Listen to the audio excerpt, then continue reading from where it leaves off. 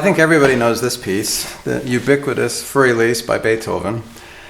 I've taught it many, many times. I've played it many times as offertories and encores and so forth. We're at Adams Music House today. Hope at some point to have everybody over here. We can't do it quite yet due to the virus, but we love this wonderful Bösendorfer and the other one we have in the corner. So this is probably the easiest and most popular Beethoven piece today. There have been others in the past. That was a popular one before, the Minuet in G. But I thought I'd talk about how I approach this with students. I've had, students as young as 8 play this. In fact, I think I was 8 when I learned it. And then, of course, many adults like to challenge, the challenge of it. So, and really, if you teach it in the right way, it's quite accessible. But you have to kind of know how to do it. And then there are some simplified versions that aren't so bad. But really, this isn't so hard if you kind of know how to pick and choose. From the very beginning, we start with a closed hand, a closed position with these, with 5 and 4, and it all fits within a 5-finger position, actually. After that, C, E, A, B, we can simply go 1, 2, 4, 5. 1, 2, 4, 5. It's consistent that way too. Consistency is always important if we're trying to remember something, to perform it, or just play it. In the left hand, A, E, A. 5, 2, 1. The next one, E, E, G sharp. You could go 5, 1, 2. I like 5, 1, 3 personally because I can cover the sound a little bit better.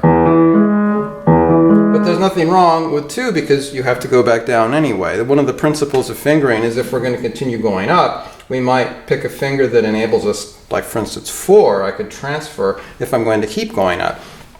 If I'm going back down, I want to use a finger that will enable me to get back down.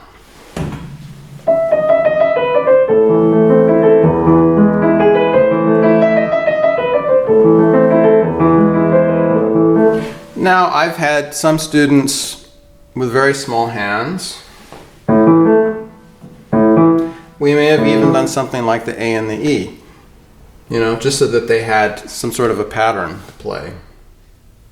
But most, of course for this, if you can reach the octave and then cross over, notice how I cross in a flat way, laterally this way. There's some opportunities there. I've seen some versions where they go, but you're kind of losing the character of the piece that way. But still, I've learned from my years of teaching, you want pieces that people are excited about. If they're not excited about it, they're not going to practice them.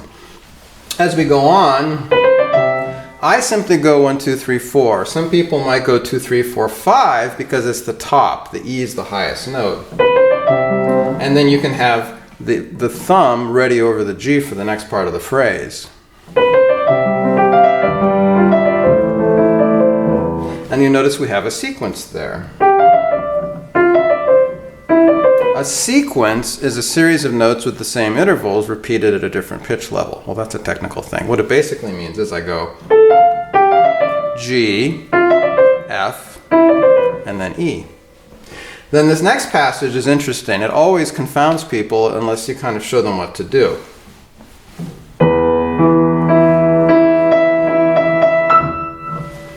So what I do, as you can see, is I divide it between the hands.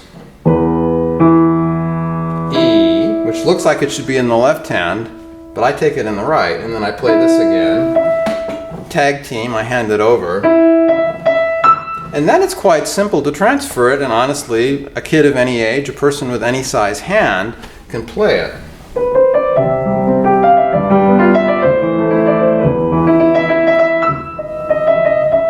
And for this, he does this. So you see, this is where we had those octave E's. You can see that, how we go from one octave to the next. And then this next bit, we have these half steps, which prepare for the resumption of the theme. And for that,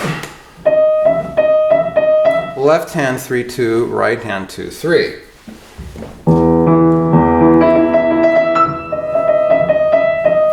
3/4 in the right hand. Sometimes it's better if we're parallel when we have 2/3 in both hands. It just depends. But 3/4 would also work in the right hand, because then it prepares us for that return. We go back like the beginning.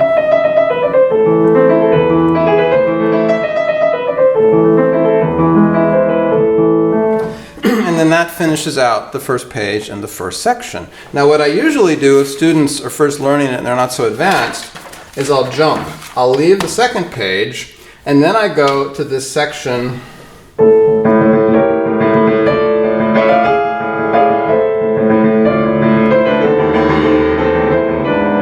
kind of a little thunderstorm like we have in the Tempest Sonata or in the Pastoral Symphony, the Thunderstorm section. Now, there's a lot of debate. This edition has this 3-2-1. Now, at the speed I do it, you might play it 3-2-1. But for most people,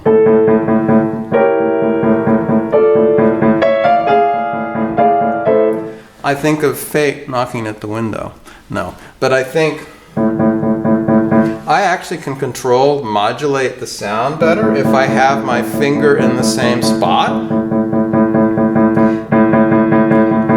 You see how that got louder when I started changing fingers? I think at a slower speed, it's a real handicap to do that because you can get off where you are. It's not predictable. When I'm performing, I like to be able to close my eyes and feel where I am. See, I can find the contact point on the key and just stay there and be louder or softer. Now, a piece where you might not want to do that, or actually up here,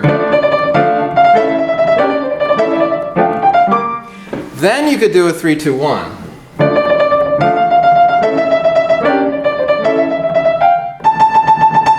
Because you obviously can't go da-da-da-da with one finger on that one. That's the Scarlatti Sonata in D minor, the one that Martha Argerich likes to do so much as an encore.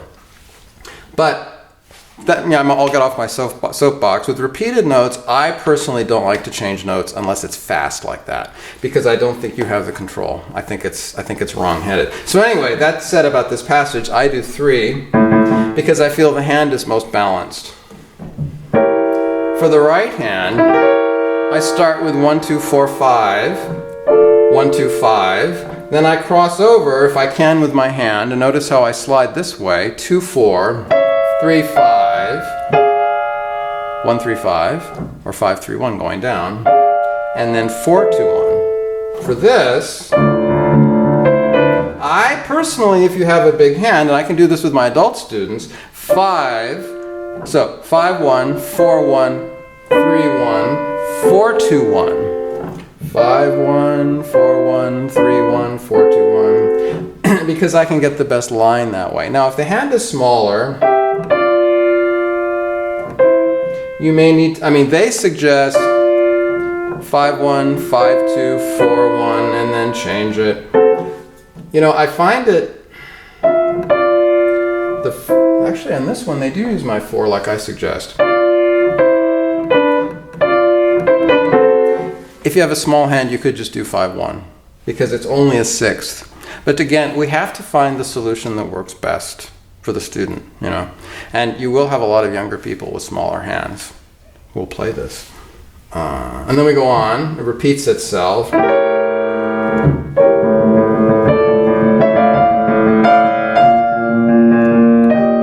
E flat, the horn call, it's like in the Eroica Symphony were in E flat. Beethoven had a lot of what were known as horn fifths. You know why we called them horn fifths? Well, because the horns were tuned to play in B flat or E flat. So he would write. And plus it's a very...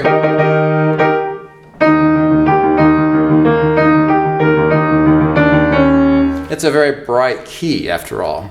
Until he goes to the, which is out of the key, and then of course it provides the basis for the whole piece.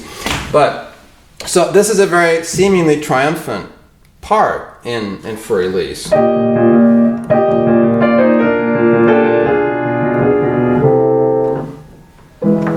Then he cadences in E, and then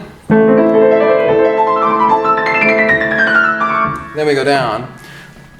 This is another passage that most people can play, actually.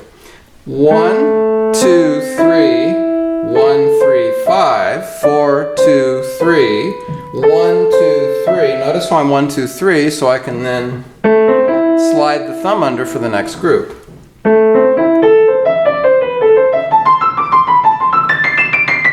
And then 3, 1, then we have a chromatic scale coming down.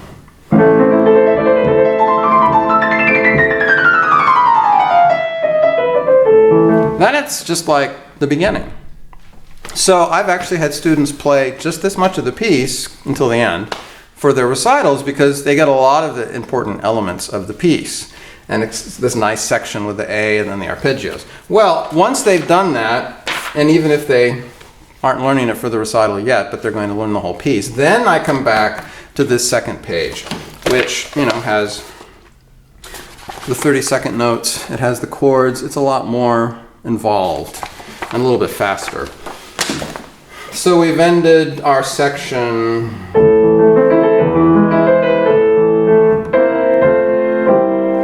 We have these chords. It really heralds that something new is coming.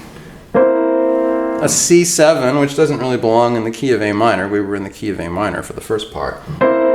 F, which is where a C7 would go. Now we're back.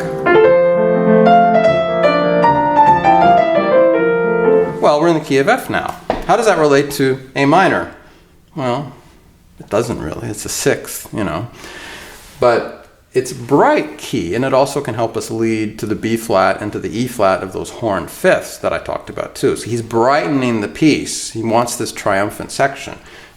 Remember in the Eroica Symphony how he crossed out the dedication to Napoleon when he realized what a charlatan and what a fake Napoleon really was, that he wasn't this triumphant hero that Beethoven had hoped that he was. So, and my feeling is, although they're written as the 16ths, that really wouldn't make a lot of sense musically. You need to have a little bit of a pause, slow it down to introduce it. Now, there are people that would argue that that's not how it should be, that it should simply be, so we'd go, that just doesn't make any musical sense. I think it makes more sense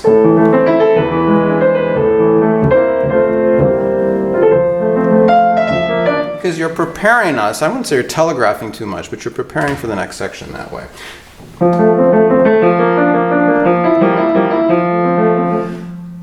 Our Bösendorfer very nicely allows for me to finger pedal. Finger pedaling, what's that?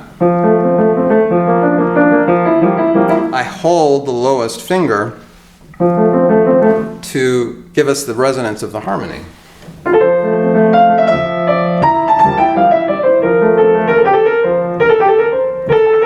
Now, we have this little ornament, this grace note. Do we play it strictly melodically, or do we crunch it? By crunching it, we play it together, the B flat and the A. Ornaments are primarily melodic. I find myself saying this to my students all the time. It's not like we suddenly open up a rapid-fire machine gun. They're embellishing the melodic notes, so they should still always be singing, still always be melodic. So, and if the student can't play this so fast, it's okay. It's another reason maybe that parenthesis can introduce a different tempo, like a different section of a piece, So, for me, I also go to the C with the bass note. Some would go, but I think the emphasis is wrong. We go to the C because it's about the melody. It's not about the grace notes. That's how I would address some of those issues, and there is some difference of opinion on that. But I always go for the melodic aspect. Okay, so we had this.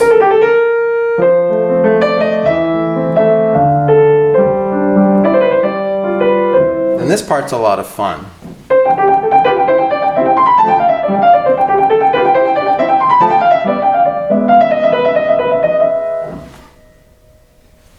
There's rotation when we do this. I kind of throw the lower part of the thumb.